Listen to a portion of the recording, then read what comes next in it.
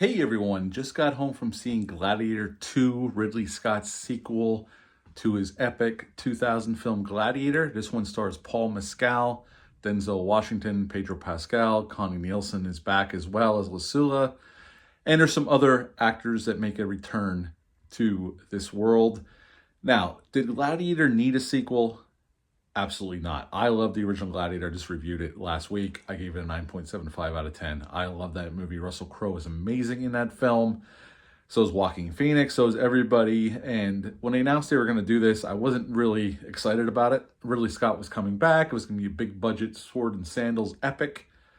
But as the trailers came out and I started seeing some interviews, I'm like, you know what? I want to see that. So I just got back from seeing it at IMAX with my good buddy Dale_A from my Bat and Spider podcast. Go check those guys out over Apple Podcasts and Spotify, and my good buddy Nick. And you know what? This takes place 16 years after Maximus' death. Rome has not gotten any better.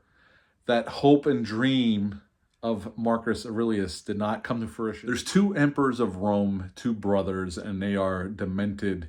One is actually sick with disease. They allude to that he has syphilis that's affecting his brain at this point.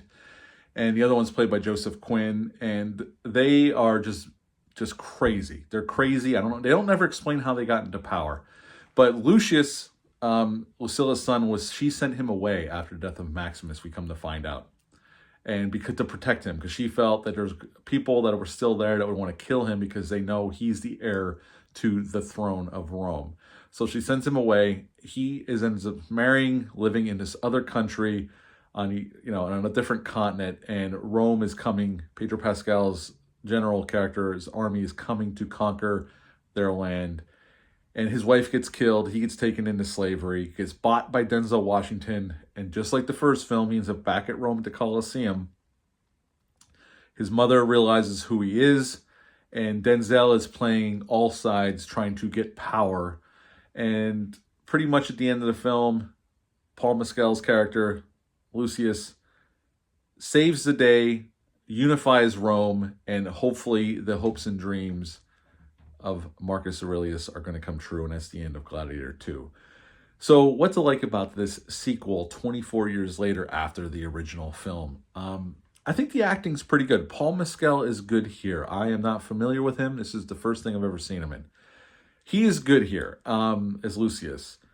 Now, is he as good as Russell Crowe? Because you can't help but compare. While I think he's good and he's certainly good in the fighting scenes, no, he is not as good as Maximus or Russell Crowe's character Maximus in the first film. But he's not the same character either. He is not a general in the first. We see him in battle at the beginning of the film, and we see that he's capable, but he is not a general.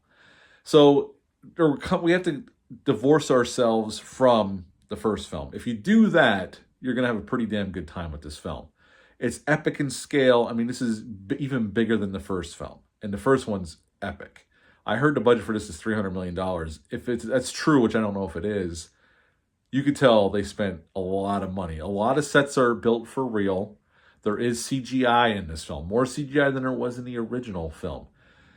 I thought the CGI, especially with the set extensions, was well done. I couldn't really see the seams in it. Some of the animals that were CGI, while at some shots they look good, some shots you could tell it's CGI. You're always going to have that problem when they try to do animals, especially in these types of films.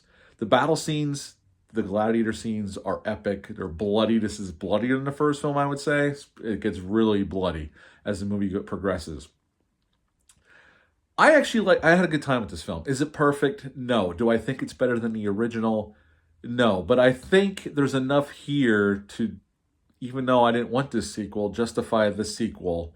Because they're treading a lot of the same ground. They're coming at it from a different angle. And there's definitely more politics involved, just like in the first film, but it's coming at it from a different angle. And they do tie this into the first one. It did feel organic for me. I had a good time with this. I thought it was a really well done film. Sorry, my dog's barking. At the end of the day, I would give this movie an 8.5 out of 10. 8.5 out of 10 for Gladiator 2. Have you seen this one yet? Leave a comment down below. Let me know. Hit the thumbs up, hit the subscribe button, share this video. I greatly would appreciate that. That's it for this one. Until next time, bye.